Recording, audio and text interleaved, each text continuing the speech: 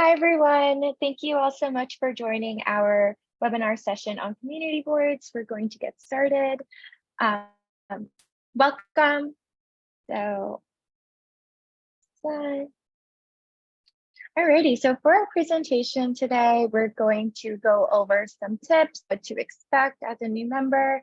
We'll follow that up with a Q&A so folks can ask questions live as a panelist, or you're also welcome to write them in the chat if you think of any as we're going through the presentation. For introductions, feel free to write your name in the chat, what community board you were recently appointed to, and what you're most looking forward to as a new member. My name is Emily. I am the citywide engagement advocate here at Open Plans. And with us here today, we have Sarah Lind and Mark Laster. If you folks want to introduce yourselves. And yeah. I guess I'll go first. I'm Mark Laster. I'm currently the third vice chair of Queens Community Board 6, which covers Regal Park and Forest Hills. I was originally appointed to the community board back in 2016. I'm also a co-chair of the Forest Hills Green Team, and I'm a member of the Queensborough President's Civic Engagement Commission. Hey everyone, I'm Sarah Lind. I'm a co-executive director here at Open Plans, and until this month, I have been a member of CB7 in Manhattan. I chose not to apply this year to free up that space for new members, as that's very important to me. But I did serve for 5 years, and I served as a co-secretary, served as the chair of a task force, and served on multiple committees. So we're excited to both talk to you about our experiences on community boards. Amazing. So for folks that are new here, Open Plans, we are a livable streets advocacy organization. We advocate for safe and joyful public spaces in all neighborhoods, and we use tactical urbanism, grassroots advocacy, policy, and targeted journalism to promote these structural reforms. So we love open streets. We love safe public spaces in all neighborhoods. So through one of our campaigns that we have is our community board campaign, where we engage with neighbors and people in the community who are interested in becoming more involved and making a difference in their community. So we've had the opportunity to speak with them one-on-one, encourage them to join their board. We've had these webinars sessions that we've been hosting for these last couple of months. And in addition to that, we've also been sharing our model resolutions that we created with existing community board members. And just last month, actually, we were able to pass our resolution on trash containerization in Queens Community Board 2. So I encourage you guys to take a look at our resolutions after these presentations. A lot of them are great, and you're welcome to reach out to me if you have any questions on them, or if you're interested in using them. So congratulations on joining your board. I'm curious if anyone wants to write in the chat what inspired you to join your board. Yeah. This is a little recap from our first session on community boards and what they are like. So members serve for 2-year terms, so it's limited to 4 consecutive terms, so 8 years total. That's new. That there are 59 boards throughout the city, and as a community board member, you will be able to attend general board meetings and your committee meetings, the ones that you are assigned to. You will have the opportunity to review and make recommendations on land use and zoning and monitor the delivery of city services. And you will have the opportunity to listen and learn from city agencies, and you'll serve as a liaison, not necessarily though, because the district manager and the chair do most of the formal communications, but you will have the opportunity to listen in on any presentations and ask any questions there.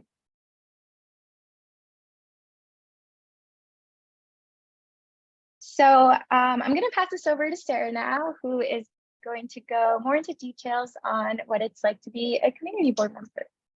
Yeah, and Mark will be jumping in as well with his insights. So if you're all on your community board now, it sounds like you probably know some of this, but just if you're just starting and we just want to clarify some of the key details, and then we'll get into more, tidbits as we go. So, generally there's a monthly board meeting, and generally you're on 2 committees, although might be slightly different on some boards. So that's the base time commitment. And then sometimes there will be special public hearings. Sometimes if there's a really big land use issue, they might hold a special public hearing on that. Sometimes there are task forces. So, at minimum 3 meetings a month, and often could be more. But on the other hand, most boards take off in August, and sometimes also in July.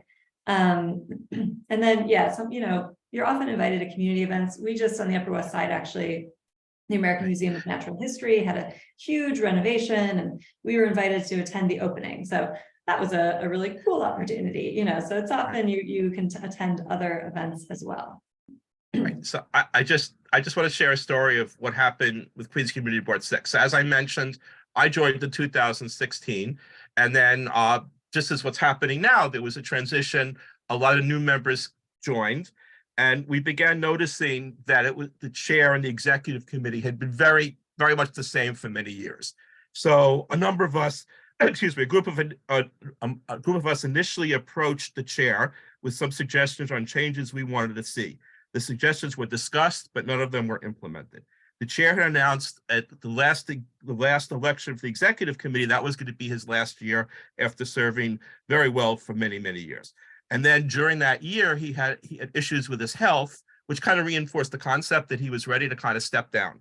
So then we began talking seriously about possibly changing the leadership.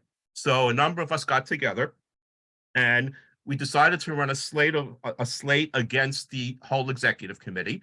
So there are 7 members of the executive committee. Of those 7, we ran and won 6 of the 7 executive committee seats. The reason why we left one of the executive committee members on is, and we'll get into this a little bit later about term limits, but one of the attacks on term limits was that there's no institutional knowledge. So we wanted to leave somebody on the executive committee who did have institutional knowledge. So that's the reason we had decided. But then, and so that happened in 2019. And since then, I think I'm really proud of the work that we've accomplished. And I think without this leadership change, it might have been more challenging to do some of the things that we're doing now. Yeah, thanks, Mark. It's a good point too that the leadership is subject to election by the board members, although every board has their own bylaws. So while there are some sort of requirements about that, each board also does things their own way. So actually, if we go to the next slide. Right. Just one other comment about that. One of the first things we did when we changed leadership is we changed the bylaws. Yeah. So we had a big bylaws amendment on CV7 recently as well. And that can be for good or for bad, depending on who's kind of pushing those changes. But yes, so that's actually something, again, that there are some legal requirements for the meetings and the procedures, and then some of it depends on the board. So generally there's the full board meeting once a month, like I mentioned, and then the committee meetings. And generally at committee meetings, there might be some issues that are brought to the board that you are being asked to consider or vote on, either a city agency or someone else is bringing that to you. And then often committees can bring up their own issues that they want to talk about and either talk about or pass resolutions on. And then any resolutions passed in the committee meeting are sent to the full board. It's not an action of the board until the full board votes on it. And then also at the general full board meeting, there's usually a time for public comment where members of the public can come and share things that they're thinking about. So Mark, do you want to talk about how that works? Yeah, I want to talk about an issue. And I see Vanessa's asking when and how do we get assigned to committees? I'll respond to that right now. Usually, at least the protocol that we use, and you can share your protocol. Protocol we use in CB6 is basically the chair appoints both chairs and in some cases co-chairs of committees, as well as the membership. And the protocol that we use is we've been modifying a little bit because appointments are in April. So the process that we're using is we're giving people a few months to kind of check out our different committees, and then we're planning to make appointments right now the committees are functioning, and then we're planning to make additional appointments in September. Is that how, Sarah, is that how your board operates as well? Yeah, it's maybe a little looser than that, but that generally agreed that new members have a chance to sort of spend a couple months going to a bunch of different committee meetings to think about what they're interested in. If there's like a strong preference right off the bat, they might be appointed. And yes, the chair appoints all committee chairs and committee memberships.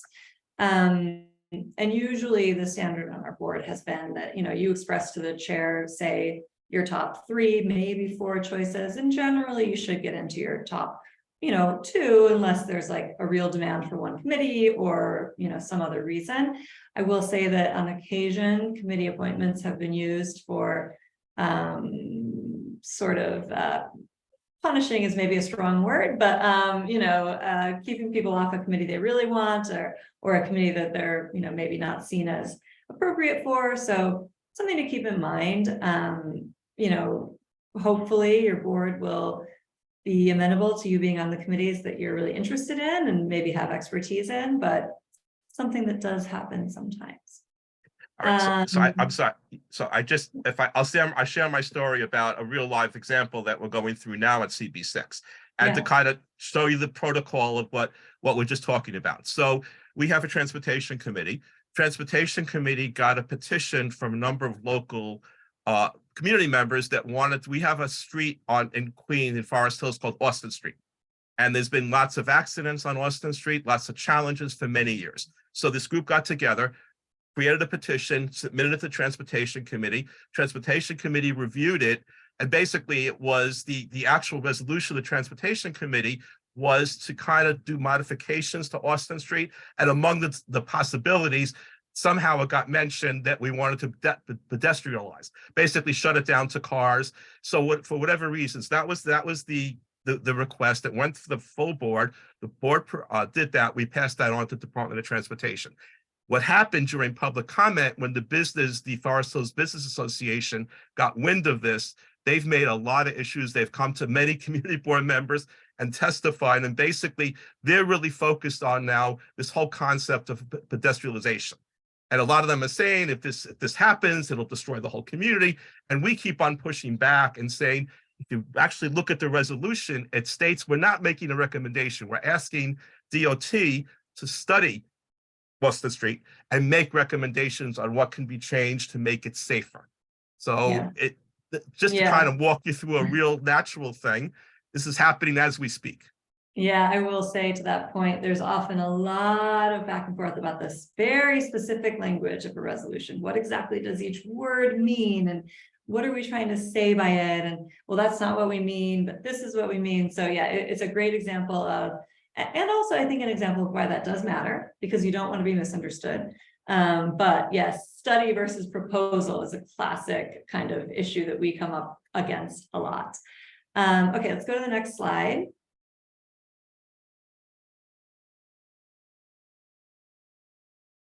So I'll just start because I know what's coming next. One more. Yeah. So one thing I didn't really know when I joined my community board is that in addition to the board itself, which is the 50 appointed volunteer members, there's also a district office, which is, all the boards are part of the borough president's offices. And so the district office is really a city office.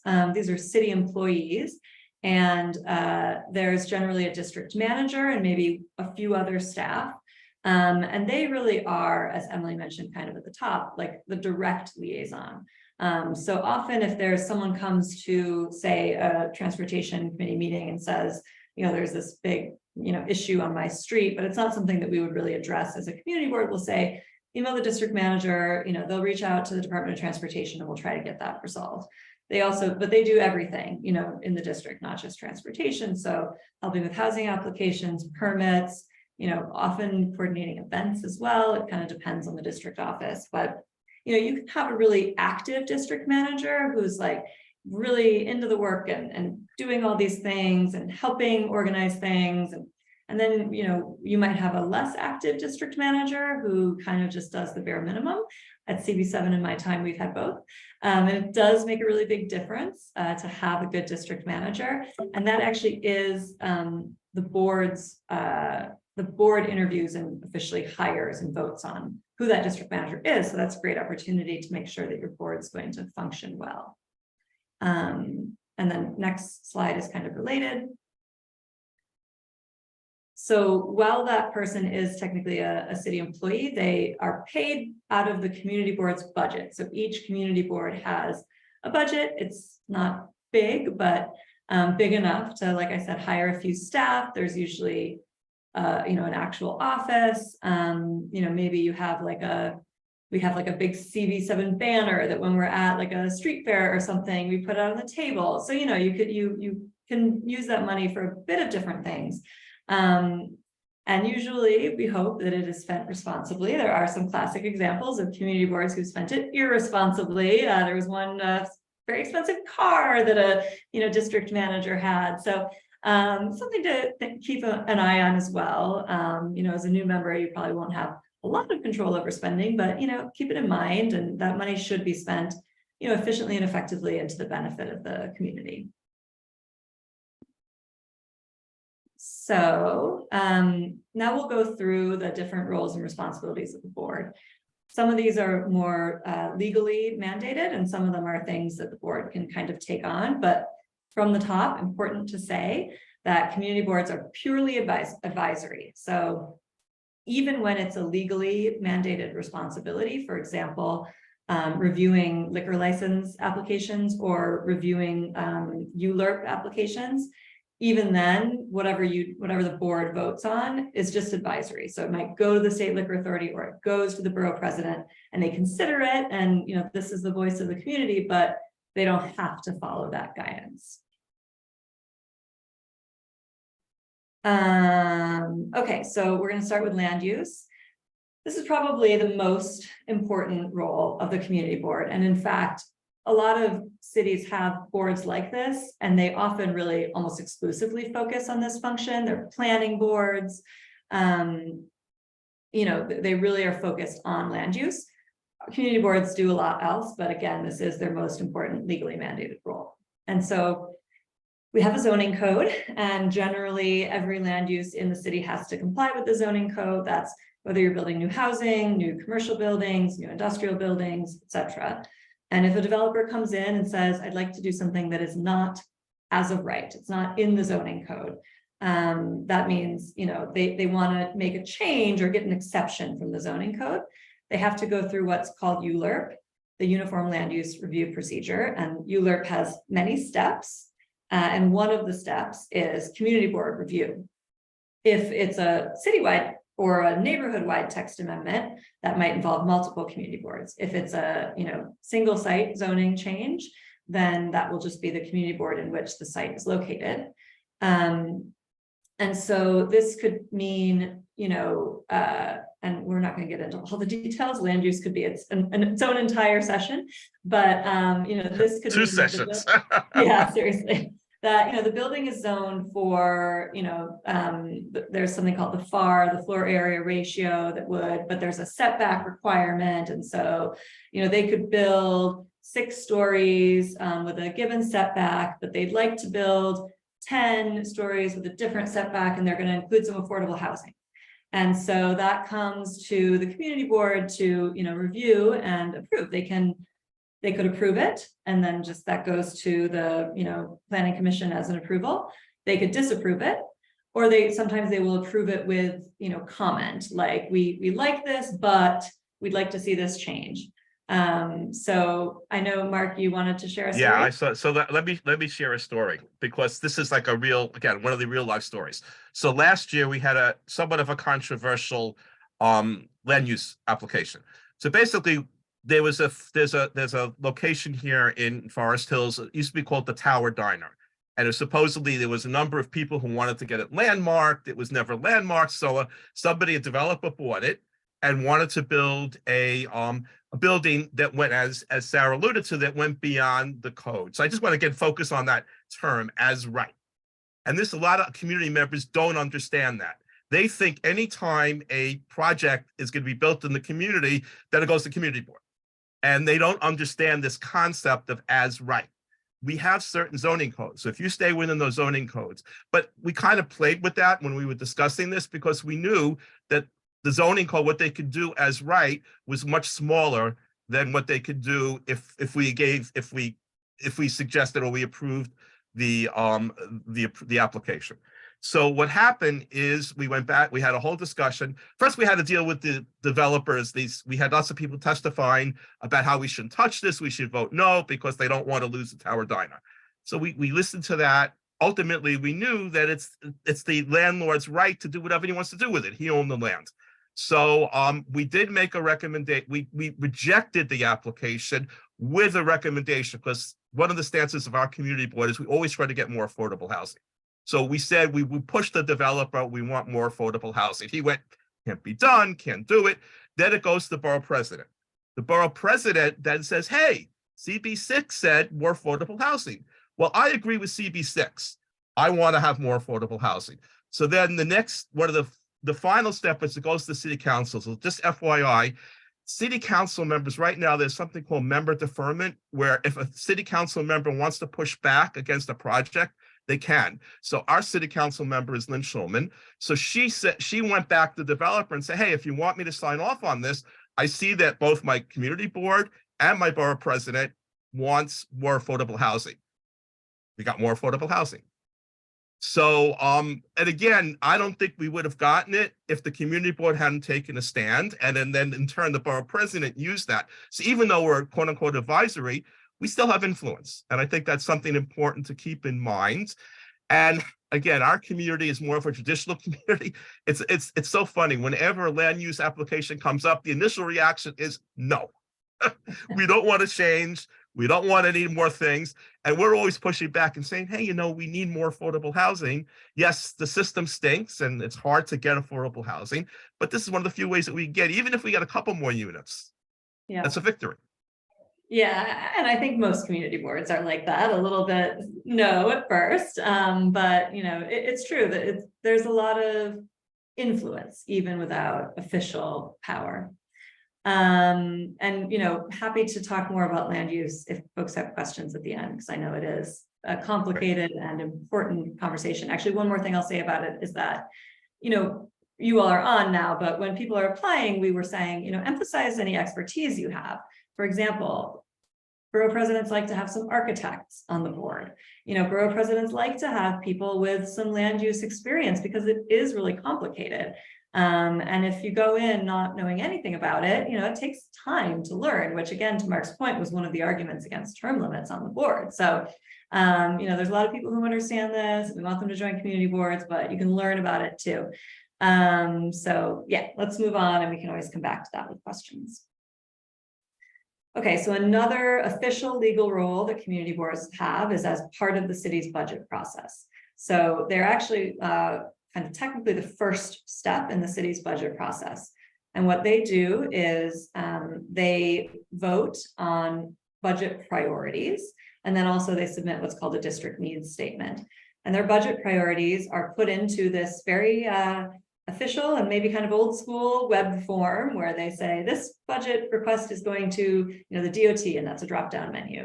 And then, it's a drop down menu, capital or expense. And it's, we input all these things. That's usually the district manager or the board chair does that. But for the board members, basically you think through what do we want money spent on and invested in our community? On the Upper West Side, where it's getting more and more expensive for people to live, and we have several NYCHA developments that are in disrepair. We have consistently for several years now put that as our top budget priority. Investments. I think one year there were some real issues with plumbing in the district in NYCHA developments. So that was like a very specific ask. We want this plumbing issues addressed. There was heating, the boilers for heating. So that was some of our top priorities. But also, there's a park in the district, a playground in the district that was, again, close to one of those NYCHA developments and falling apart. We wanted to see investment in that. We wanted the DOT to invest in, say, putting 10 bulb outs at intersections. So it can get really specific. And then it can also be more of like a sort of signaling thing. This is an issue that's important to us. And And then again, so all of those kinds of spending priorities that you put into that system, they go to the relevant agencies. The agencies get those from all the community boards in the city. They put that into kind of their system, and they think about it when they're putting together their budget, requests for the mayor's executive budget, which then goes to the city council, and then he puts out another budget, and then the city council and the mayor, negotiate, and then we get our final budget on June 30th. So, and by then you're already thinking about your budget requests for the next year, right? So it's an ongoing and constant process, but it is important. And of course, agencies don't always listen to everything the community board says that they want, of course, but they definitely do consider it. And it's an important part of their planning process to see what communities are, wanting and what they want invested in their community. So this is, I would say, after land use, the second biggest thing that you do. I will say, and Mark, I'm curious on your board, even though it's so important, it always kind of gets like sort of forgotten about. We have resolutions every month, it's like, oh yeah, we got to do our district needs. Oh yeah, we got to do our budget priorities, but who's doing it? So let me answer that. And remember, I told you earlier about the transition. One of the reasons that we wanted a transition is that's exactly how our board used to operate. It used to be that at the September meeting, these are the priorities, yes or no. October meeting, we would then vote it up or down. So we've developed a much more complex process. I'm actually the third vice chair, and I oversee this process. Without going into too much detail, right now we are actually in the middle of starting our process. And what gets confusing about it, as Sarah just mentioned, we're now talking about budget plans, but it's not for this cycle. It's for July of 2024. So that's one thing that makes it confusing. Second thing, I just want to emphasize, this is my district managers. Every time budget priorities comes up, we do not have a checkbook. So I can't tell you how many times he's buried this into my head. We do not have a checkbook. We can't write a check to park saying this park deserves $100,000.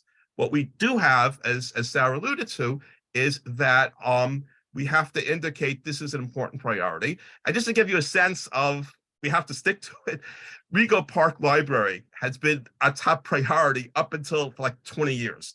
Finally, 2 years ago, we finally got it. I think shovels will finally go in the ground.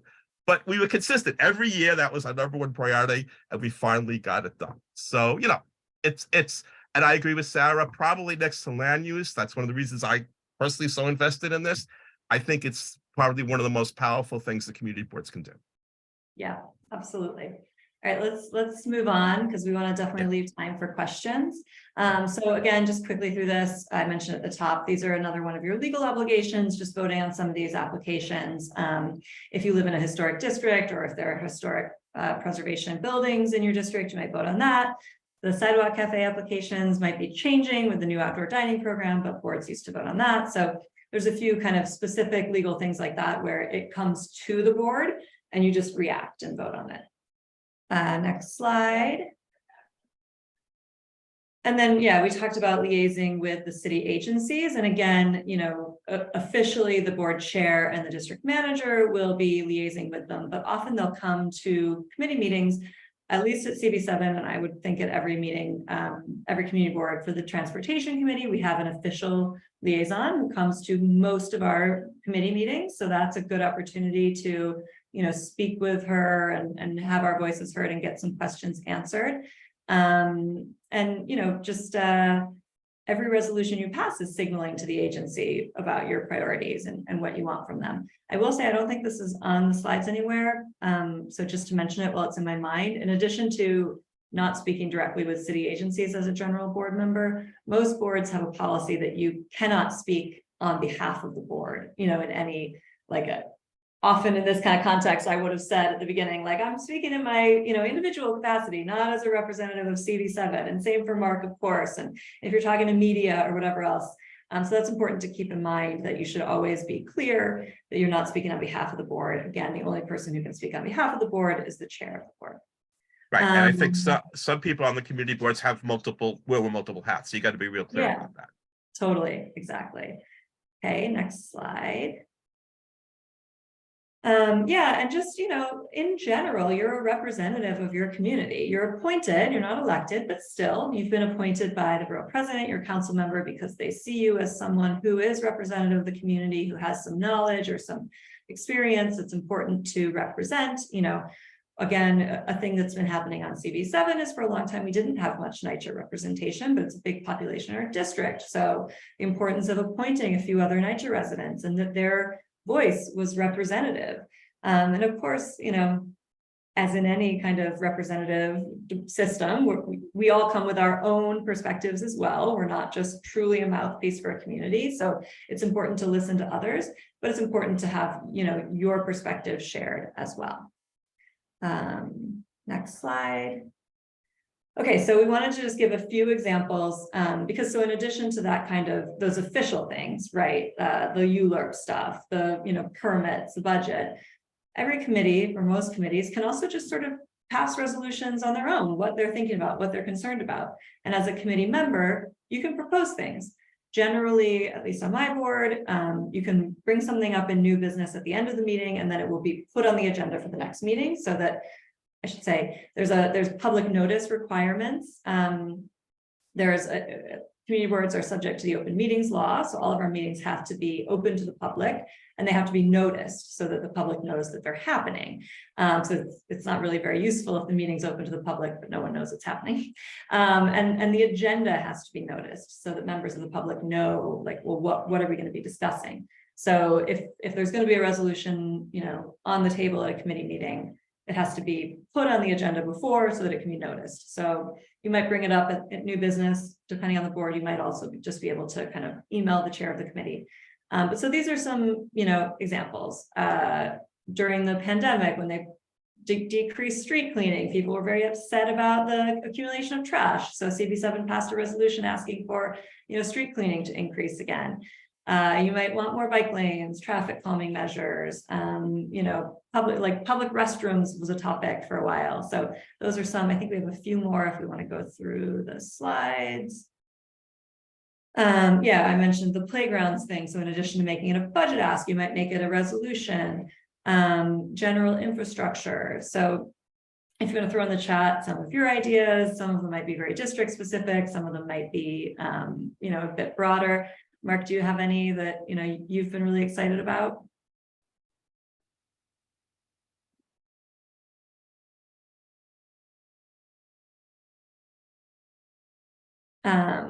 All right, do we want to go on to the next slide then? Okay, so just a few tips as a new member. I mentioned the bylaws, great too, if you can get access to them, read them so you understand your specific board procedures. When I joined the board, I tried to meet with a lot of board members, as many as I could, and a lot of them reached out to me as well. So, just grabbing a coffee, now you might do a Zoom, just getting to know the personalities on the board, people's priorities will help you work with people better.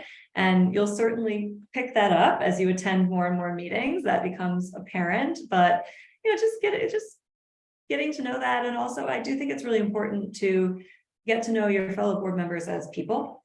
Some of these issues can be contentious and sometimes, it starts to feel very personal. So remembering that you're all, volunteers and you're all just people with lives working together to try to better your community is really important. And then, yeah, we mentioned, attending a bunch of different committee meetings at first, so you can see like what you might be interested in, what each of the committees does. Even if you don't end up joining that committee, at least you have a better sense of like how they work and what they do. Next slide. Yeah, and then, I mentioned kind of other community events. So, attending, there might be like the housing clinic. Helen Rosenthal used to host a housing clinic, understanding that.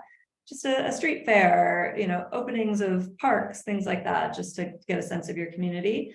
And talking to other community board members from other community boards too, to get a sense of how they operate.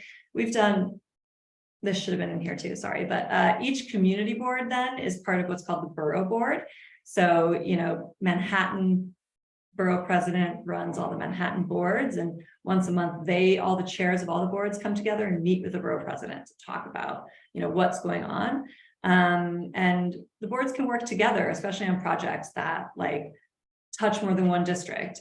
There are 4 or maybe even 5 boards that touch Central Park, for example. So we often will work together on issues that touch Central Park, and it's good for people to know each other. So that's good. And, I think don't feel like you have to know everything right away. Like I said, I didn't really know a lot about land use when I joined my board, and now I'm certainly not an expert, but I know a lot. And I had to ask a lot of questions and do some research and try to understand it. So don't hesitate to, ask questions and make sure you know what's happening. Right. So I saw that Edward just asked a question about term limits. So I do want to share a story about term limits. So term limits came into effect I think it's about 6 years ago or 4 years ago. So that was something that was fought over.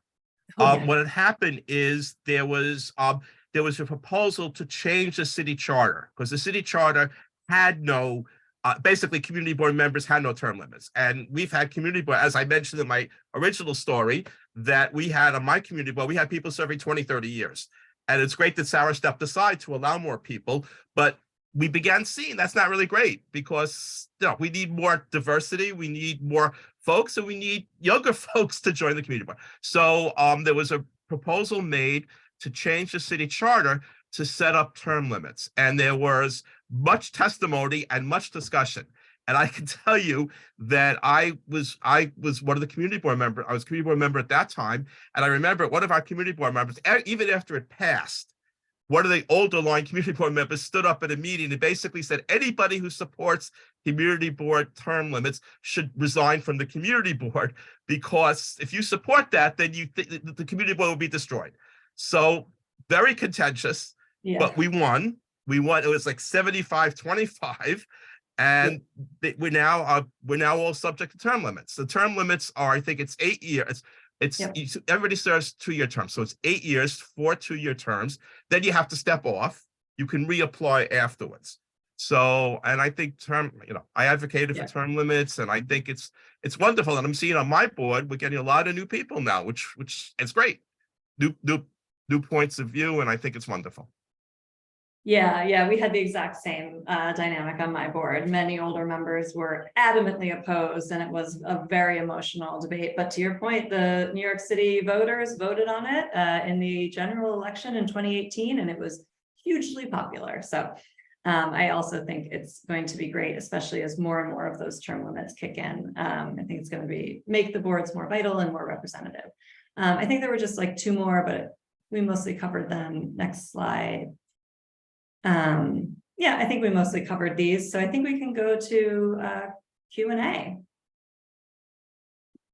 Amazing, thank you so much. We're going to bring up Edward as a panelist.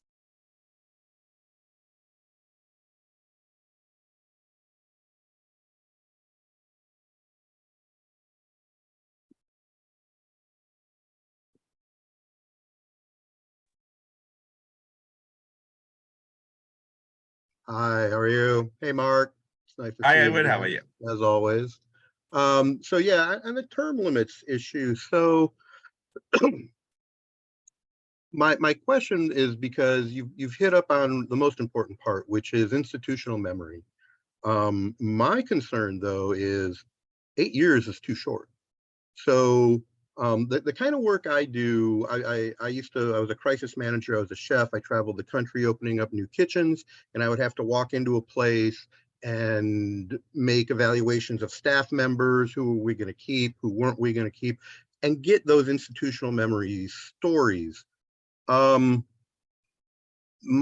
experience is that, it takes about a decade to like completely master a skill set, or how to do what you're doing. And at 8 years, so at 8 years you are still learning, and you're actually becoming really, really good at 8 years, but you're not necessarily good at telling and teaching and showing someone how to do what you do. So my concern is, I'm walking into Brooklyn CB4. My chairperson is one of these 20 to 30 year community board members. I think he has some broken in there along the way, but so he's going to be gone. There's no program, there's no mentorship program to help develop the new members. And the other thing I'm noticing is that, so in my community board in particular, you look at, there just aren't enough people. We actually need people not to step down. It's looking like, I'm going to attend my first meeting tonight, but what they've done in Community Board 4 in Brooklyn is, instead of having, you know, this huge spread of 15 committees, they've consolidated them into things that make sense. And so there is a health, seniors, and veterans committee, right? Well, that committee currently doesn't even have a chairperson, let alone enough members to hold quorum. So how, when I walk into a community board, I'm gonna, like I said, my first meeting is gonna be tonight. I'm gonna have a meeting with the district manager Friday, either tomorrow or Friday, I don't remember which. Anyway, and you know, I'm going to be looking at, you know, because again, I come in from a mindset as a crisis manager. I see a crisis about to happen.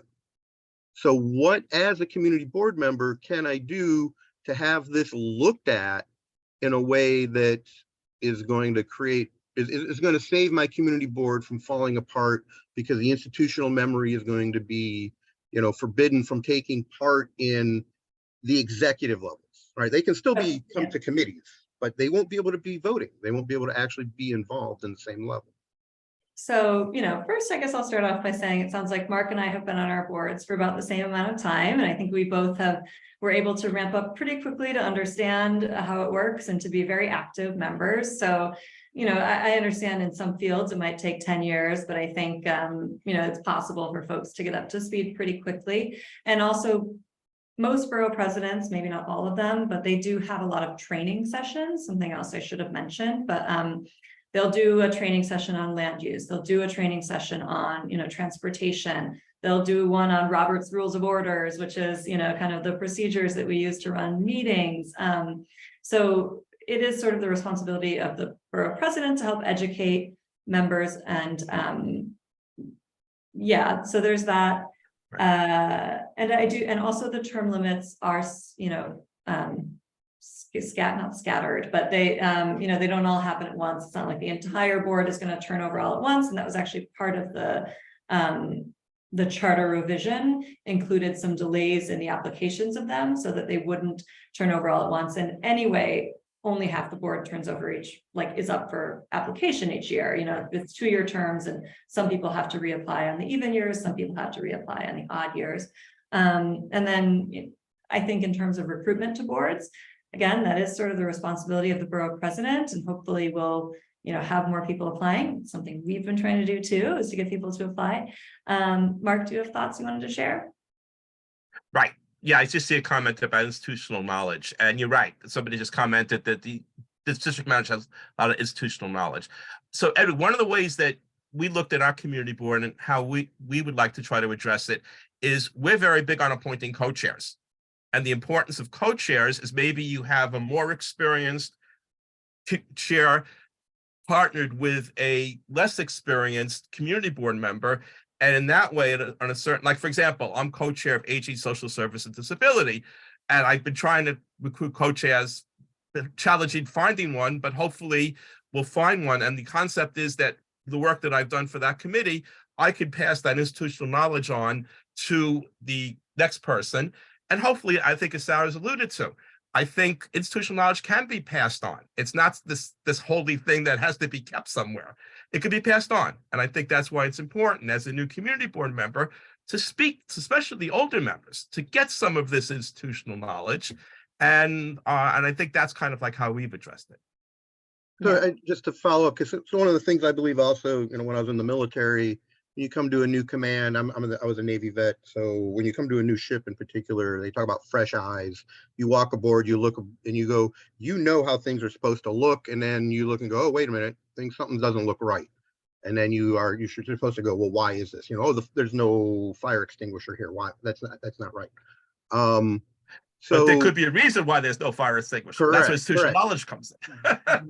right. Or So, we bring in a new perspective. Yeah. Right. Right. So Yeah. with as far as, so I want to know if I walk into this community board as I anticipate, and there's a shortage of community board members, I should not be holding my community board chairperson responsible for that, but the borough president's office responsible for that. Correct. Yeah. Okay. And the council members too, I suppose, that cover because the way it works Right. is that It's the same council member. It's Sandy Nurse. Yeah, so that the council member recommends 25 members and the borough president recommends 25 members, but officially the borough president appoints all the members. And we had another question from Vanessa. So thanks, Edward. Thanks so much for your input.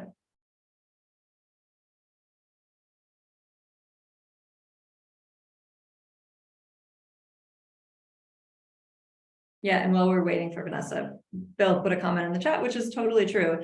The Upper West Side is an incredibly competitive board. We have, I think, hundreds of applications, and then, Queens as a whole has about the same number. So again, that's why some of the work we're trying to do at Open Plans is to really encourage people to apply. And obviously, there's lots of ways to reach people, but we really do want more people to apply.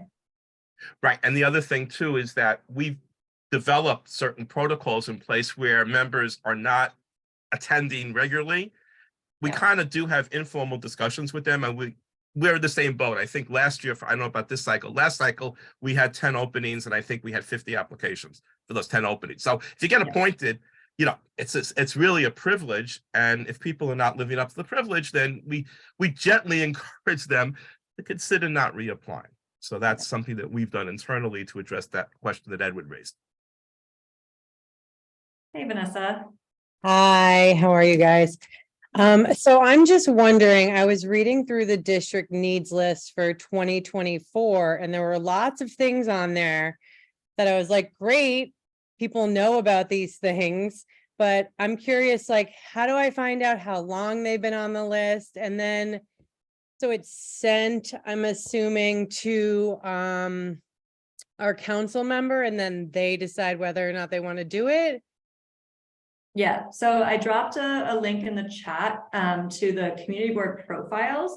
So this actually has profiles for every community board. So once you're on that site, there's a drop down list. You can put in your community board or anyone you're interested in looking at. And there's a ton of really good information, which I have found useful just generally, not even for my service on the community board, but a lot of census data about the population, about different demographics, which can be really interesting, information about the built environment and land use in the district.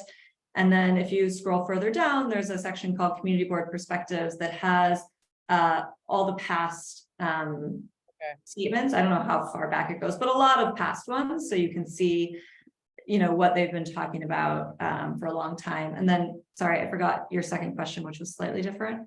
Oh, and then it gets sent to the city council member, and they decide whether or not they want to spend their budget on these things. No, so it gets sent to the city agencies. That's the budget priorities. So there are, and I guess to go into a little more detail, the city has an expense budget and a capital budget. So the capital budget is for investments in long-term projects, like investments in the park, like a total street redesign. So big, expensive capital projects. And then the expense budget is just the ongoing maintenance, the ongoing spending of the city every year.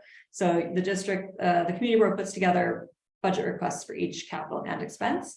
And those budget requests go to the different agencies. The district needs statement is slightly different. It's more of, it's generally written kind of long form. It has some background about the community. It has sort of like, it's the budget request, but it's also like, we've been struggling with affordable housing in this district for so long, and this is why it's a problem, and here's where we think we could address it, things like that. And so that is sent, I believe, also to the agencies, to the borough president and to the council member. And it's less like specific requests and more like, hey, this is what we're dealing with, and this is what we want from you. But there's not, the council member doesn't This is Right. different from community boards, Yeah, but council so- members do so- have discretionary budgets, and there are certain ways that they decide how to spend that. Sorry, Mark, go ahead.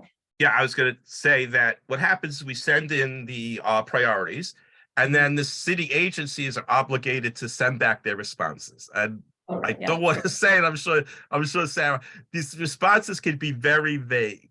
You know, anything from the agency has allocated money, even though we're saying we need more money, to, but one of the comments is, yes, that is an important priority. We don't have funding. Approach your city council member to try to see if they could put this as, so yes, that's how kind of city council members do get involved in this process. But the initial response that the community board sends goes to the mayor, ultimately the mayor's office. Then the agency then responds with, and which we always push back. We always say, can you be more specific? But that's how the process, and honestly, it's actually good because then you have something to documentation. So if you ever want to kind of like hammer away at a certain priority, you can say the community board submitted it, and this is all public information, nothing's hidden. So you can then use that as maybe some of your advocacy groups say, hey, we see that the city, the city responded, no funding, told the city council member, put it on your agenda. So all those responses are also on this website, Sarah? Yeah, Okay. I do know that we get it, because internally we get it, and then we sometimes try to respond to the responses. oh, actually, are the responses on the website? I don't see that's I don't think so. Actually, I don't think so. I think it's agency but we get, responses, no. but the chair gets the chair and the district manager get their response. And again, since we've expanded our process and try to make it more open, we have shared it. Our process does involve the committees a lot. So we will send back the responses to the committees who brought up that priority and say, what do you guys think? Okay. Yeah. So is Great. there a way I can ask for the responses from last year's and see last year's? Just, I mean, Ask your manager DM should- and see what their responses were, Okay. or ask your chair and see what the responses were from last year. okay. Yeah, the great. district manager should have, honestly, Yeah. all the responses. I mean, and Yeah. all the district need statements. That's more a matter Or of the how. district manager Right. should have the responses. Okay. District and the district chair minimally too, should be but- sharing it with the chair. Yeah, but again, Minimally should be sharing. That we do know sometimes there's some tensions in some community between district managers and chairs, but that's a whole Yeah. other. Okay, That's a whole other and the chair discussion. turns over more often. So, I mean, sometimes the district managers turn over too, but presumably they Right. have records. Yeah. Right. We probably have time for one more question if there's anyone who wanted to ask something.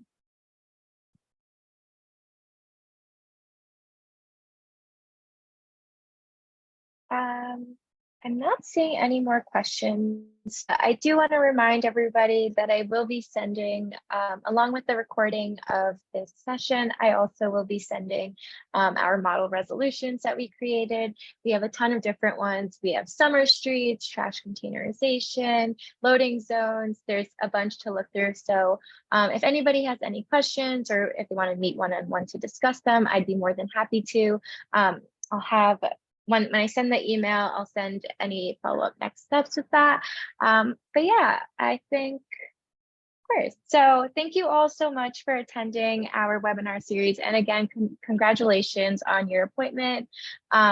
We really hope that you make the most out of this opportunity, and feel free to always reach out to us if you have any more questions or if you need any more support as a member.